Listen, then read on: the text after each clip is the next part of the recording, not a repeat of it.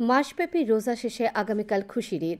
ঈদুল ফিতরের চূড়ান্ত প্রস্তুতিতে ব্যস্ত সিপাহীজলা জেলার মিশ্র বসতির সোনামুড়া মহকুমা। দেখুন একটি প্রতিবেদন। রমজান ত্যাগ, তিতিক্ষা আর গভীর সংযমের একটি মাসের অবসান। আর কিছু সময় বাদেই ইসলাম ধর্মাবলম্বীদের সবচেয়ে বড় উৎসব ঈদুল ফিতর। রাজ্যের মিশ্র বসতি সোনামুড়ায় প্রতিটি মুসলিম সম্প্রদায়ভুক্ত মানুষের বাড়িতে বাড়িতে এখন চলছে ঈদ উদযাপনের চরম ব্যস্ততা। ৮ থেকে ৮০ ধনী নির্ধন নির্বিশেষে নতুন জামা, নতুন কাপড় পরিধান করে মসজিদে মসজিদে আদায় করবেন ঈদের নামাজ। তাই সোনামুড়া বাজারেও এখন চলছে কেনাকাটার ধুম। মার্কেটে আসি বাচ্চা নিয়ে মার্কেটটা নিয়ে বড় আনন্দ লাগে।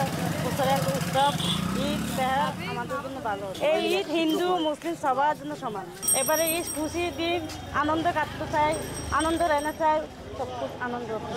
সোনামুড়া বাজারে অন্যান্য বারের তুলনায় এবার খুব ভালোই বেচাকেনি। এর আগে করোনার পরে আমি দেখলাম যে এবারেই খুব বেচাকেনিটা ভালো চলছে, ভালো বিক্রি হইতেছে। সামনে চৈত্র পয়লা বৈশাখ, এর মধ্যে ঈদ উপলক্ষে আমরা খুব ভালো ব্যস্তাছি, আমরা খুব আনন্দিত, আমরা খুব গর্বিত। সোনামুড়া এমন বাজার জমজমাট হয়েছে, আমরা যেন আগামীতে আরও এমন জমজমাট করতে পারি এই আশা রাখছি। নানান রকমের পোশাক পরিচ্ছদ ছাড়াও রকমারি সেমাইয়ে পরিপূর্ণ সোনামুড়া বাজারের বিভিন্ন দোকান। বাড়িতে আসা ঈদের অতিথি আপ্যায়নের জন্য সেমাই, মিষ্টান্ন সহ নানান রকম পিঠে পুলি তৈরির কাজে ব্যস্ত মুসলিম বাড়িঘরের মহিলারা। উঠতি বয়সের মেয়েরা ব্যস্ত মেহেন্দির রং নিয়ে। সব মিলিয়ে ঈদ উদযাপনে দেশের অন্য অংশের সাথে সোনামুড়ায়ও শেষ মুহূর্তের প্রস্তুতি চলছে বলে জানান মহকুমার বিশিষ্ট নৃত্যশিল্পী নাসরিন আক্তার। অ্যাকচুয়ালি সংযম বলতে তো বোঝায় শুধু কিন্তু উপবাস নয়। সংযম মানে কিন্তু হিংসা, লোভ, সমালোচনা, পরনিন্দা, পরচর্চা থেকেও যারা দূরে আছে তাদেরকেই সংযম বলা হয়। কিন্তু আমরা মেহেন্দি পরি ঈদ উপলক্ষে। ঈদের আগের দিন সবাই মেহেদি পরে।